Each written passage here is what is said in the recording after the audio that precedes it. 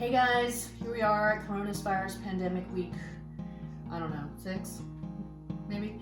I'm having a drink. It's 5 o'clock somewhere. I've got my gin and tonic today, but we're trying a little bit of a different format. I'm gonna make something that I've actually never made before. So you get to follow along and see if this turns out, and we'll all be surprised. The inspiration today is from, again, my daughter Sophia. It is called St. Louis Gooey Butter Cake, which sounds really good. I have no idea what it's going to taste like. I never tried it. She assures me it is delicious. So we're going to have a go at it.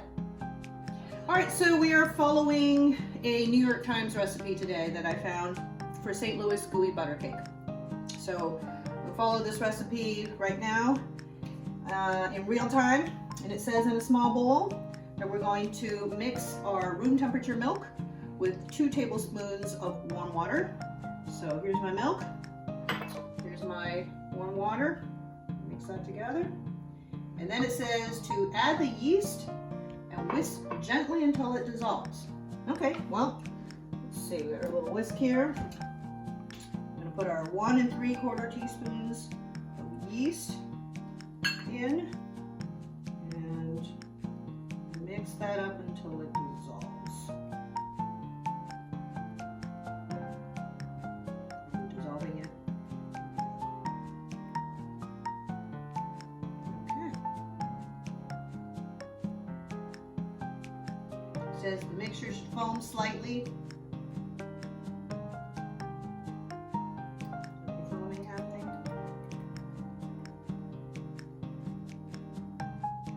Just leave it for a bit. See what happens. All right, so it looks like it is slightly foamy now, our yeast and water mixture. So I'm going to mix now our butter, sugar, and salt, it says. So here we go with about 6 tablespoons of room temperature unsalted butter. And it says to add in our sugar. So here is about 3 tablespoons granulated sugar and some salt. There's my salt here. Kosher salt, and this is a teaspoon. Okay. With the paddle attachment. Oops. Help if I screwed it up. Here we go. Ready?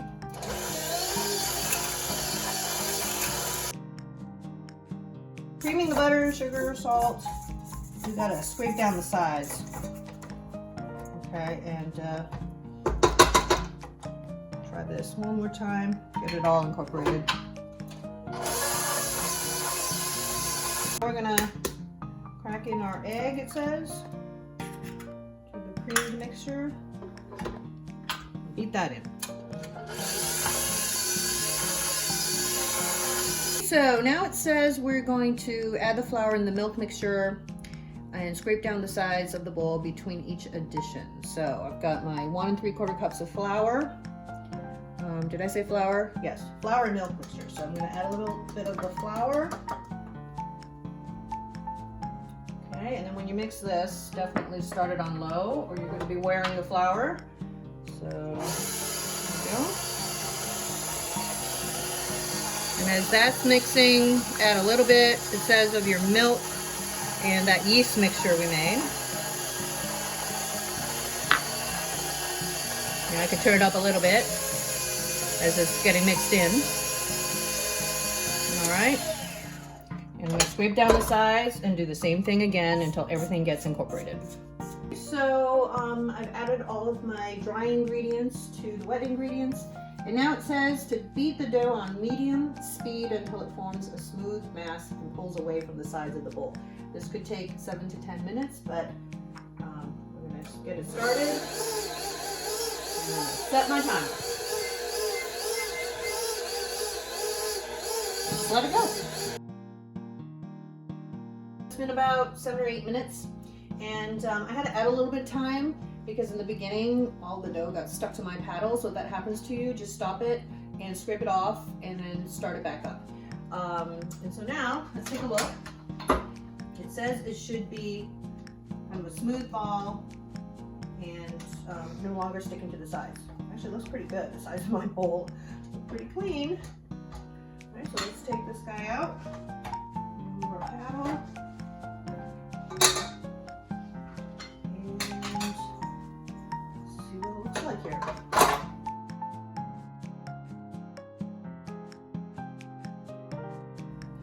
Okay, so this next step says I need to put the dough in an ungreased 9x13 baking dish that's at least 2 inches deep. So most of us probably have these types of Pyrex pans at home. I'm going to take my dough that we mixed. Oh, it's nice and soft. And just kind of sticky. And I'm guessing they're saying ungreased because there's, you know, all this butter in here. So when it bakes up, hopefully that'll prevent it from sticking to the bottom of the pan. So with clean hands, obviously, I'm going to spread this out to cover the bottom of your dish.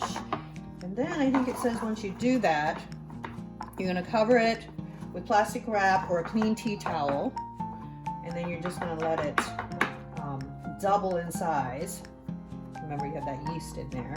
Let it double in size for about 2.5 to 3 hours in a warm place. All right, so we've got it all patted into place here in our pan. We have a clean tea towel that I'm going to cover it with, and the warmest place left undisturbed by our cat is probably in my oven. So I will just leave it in there for about 2.5 to 3 hours, and in the meantime, where's my drink? All right, we're back to make the second half of the St. Louis Gooey butter cake. And in this cup, I have added 3 tablespoons and a teaspoon, which is about 50 milliliters, of light corn syrup. Then it asks for 2.5 teaspoons of vanilla extract, as well as 2 tablespoons of cold water. So that has already been mixed. And back to my mixer where I need to cream some more butter and sugar. So this time I have 1.5 sticks of softened room temperature unsalted butter. It's like 12 tablespoons. As well as, let's see, our sugar, about 1.5 cups it says. And then we're also going to add about 1/2 teaspoon of salt, kosher salt. Oops. So we're gonna mix all this together and cream it. Okay, so our butter and sugar have been creamed, and it's time to add our dry and wet ingredients, alternating just like earlier. So I have a cup of all-purpose flour here, and it says to alternate that with our corn syrup mixture.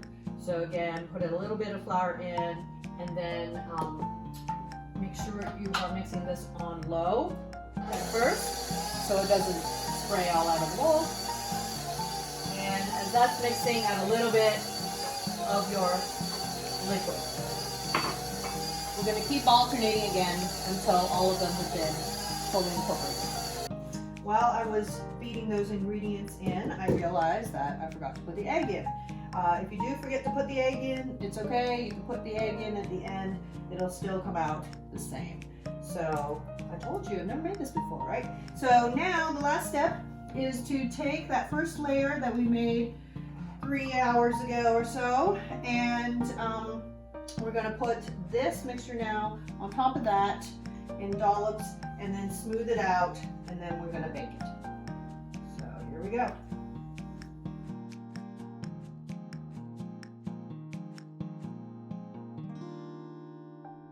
So we put the top layer on, smoothed it out as much as possible, and we're going to bake this for about 35 to 45 minutes in a 350 degree oven. It says that as it's baking, it's going to rise and fall in waves. I have no idea what that means. It'll be interesting to see what happens. But now, let's go ahead and stick it in the oven.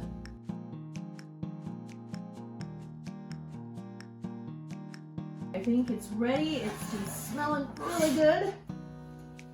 Wow, look at that. Golden brown on top.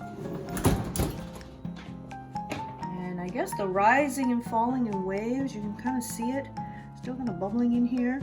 And it's supposed to be liquidy, it says. So we need to let it fully cool And once it's done that, we're going to sprinkle with some powdered sugar and give it a try.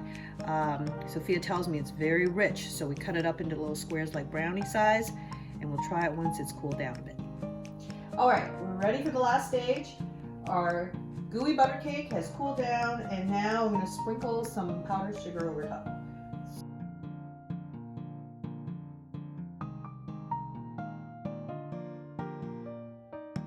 All right, ready to cut into the gooey butter cake. A moment of truth here. Ooh, I kind of see the butter glistening in between there.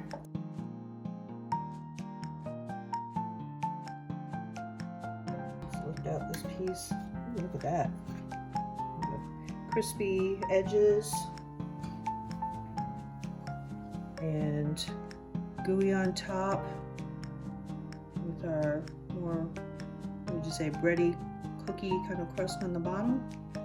Let's give it a try. Ooh, look at that.